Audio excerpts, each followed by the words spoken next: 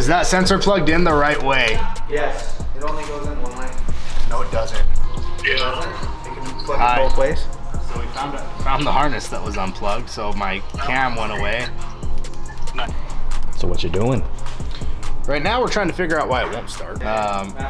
It is cranking, but it's not starting.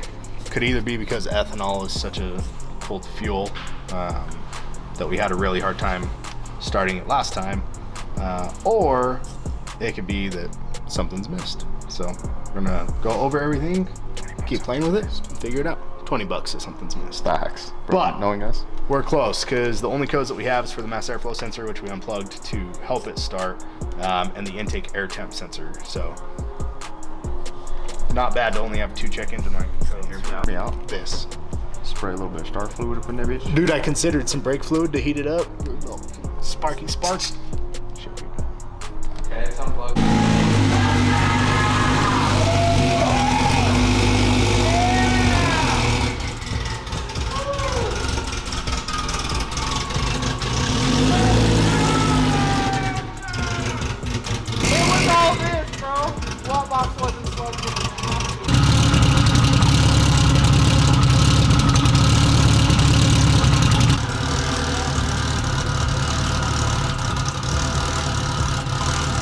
The next day.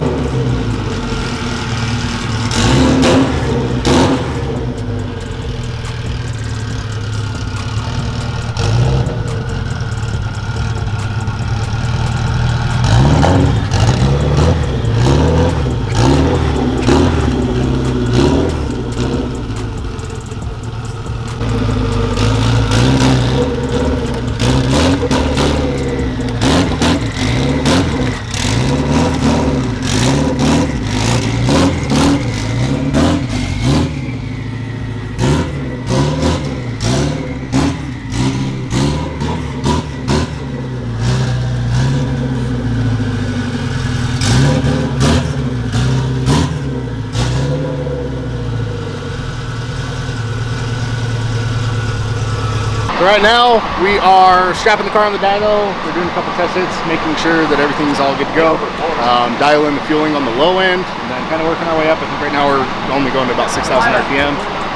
Finishing tuning, so we actually started on base map, and we're working our way all the way up. So hopefully, we'll see what it makes and kind of go from there. Car's on a 6870 with a TurboSmart 60 mil comp gate. Built motor with a ported cylinder head, Kelford seed grinds, high compression pistons from Freektune. So we'll see what it makes. We're gonna go from there. What?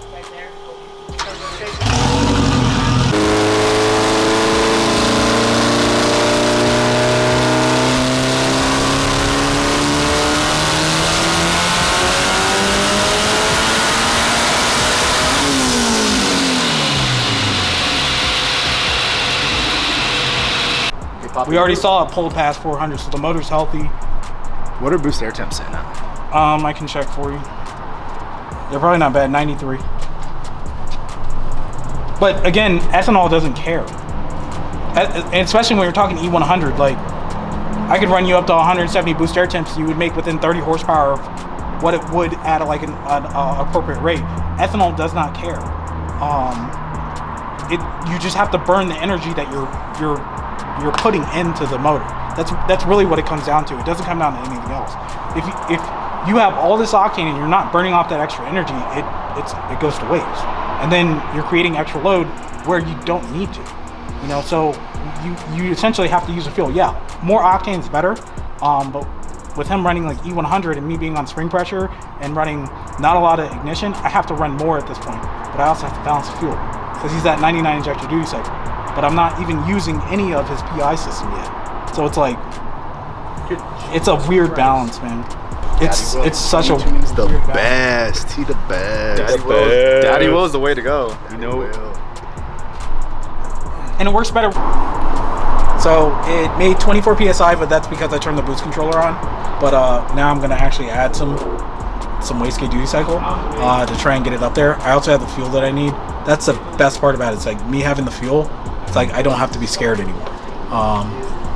The more boost that I throw at it, the more fuel I get, the better off this is going to be. 500 horsepower and 24 psi on this very, very, very small turbo, perfectly fine. I'm not small turbo, big turbo is perfectly fine because we're not even in the efficiency range. Once we get in the efficiency range, it's gonna rip.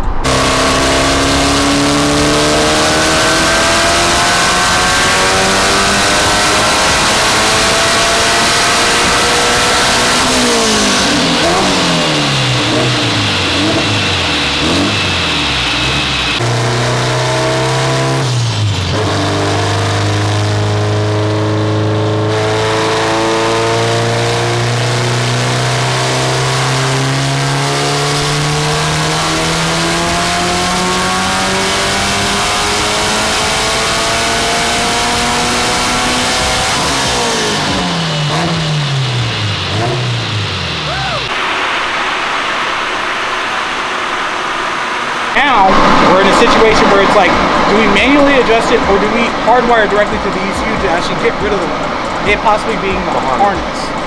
Because it could be the harness. Shit gets brittle. All you need is one brake. It's a signal and a ground. That's all it is. It's not powered. It's not anything crazy. So that's really all it is. And it's like, once we figure it out, it's going to be good. So directly to the ECU. That's what we're doing right now. We're going to figure out the pinouts. We're gonna go directly to the ECU because the ECU is right fucking there, and we don't have to guess. We don't have to dig through anything. The boost controller is right there. Put that wire. Boom, done. If it works, it works. If it doesn't, the ECU is the problem. If the ECU is not the problem, then we have to start looking at other things. If we put a manual boost controller on, if we put more springs on, does it go up? We've already verified that though already because when we messed up the boost controller routing, boost went up. Yeah. Boost is it's not a boost issue. When we had bigger springs in it before, boost was higher. So now we're to the situation where it's like we try and fix this. Because if I have boost control, he's gonna make whatever he wants today. Because I just verified that it can see over 40 psi at this altitude on a 3.5. Is it safe? No. But can you hear? So yeah. Let's make 800. Let's make 900. Why not? That's where I'm at on. So right now they're about to. They're gonna hardwire it to this. Because again, it could just be a wire issue. Yeah. That harness is literally just fucking. It's a what? 2010? Yeah. The fucking 13-year-old car. You know what I'm saying? So. And it's been fucking sitting for forever. Yeah. You know, we'll make it happen. One way or another. I'm sure. He has nothing to do. I ain't got shit to do. I'll be here till fucking midnight.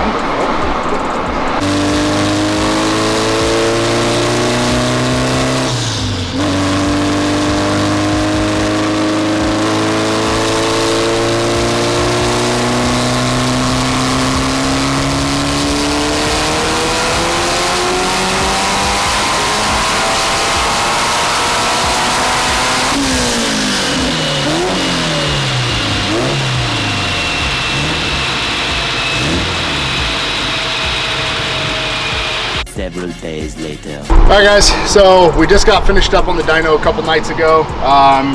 We're going to go over kind of the setup of the car right now and everything that we have on it. So we're running a CP intake manifold. This has injector dynamics 1700s in it. Running Damon Motorsports catch cans, vacuum block, etc. All the powder coating was done by Armor Coatings down in Salt Lake City, Utah. And then obviously onto the turbo kit and stuff. So we had CW Welding and Fabrication make us a custom 4.5-inch intake. We're on a Precision 6870 with a T4 outlet, 0.96 AR. And then obviously a hood dump. It has a PowerGate 60 mil Turbo Smart on it. So we had really high hopes of the car making really good power. We strapped it down on the dyno. In the dyno videos that we had a little bit earlier in the video, we were making about 650 horsepower on spring pressure, hitting about 29 pounds. Unfortunately, we weren't able to get boost regulation to the gate. We were having a hard time controlling the boost on a 7 psi spring. We were making right around 24, 26 pounds.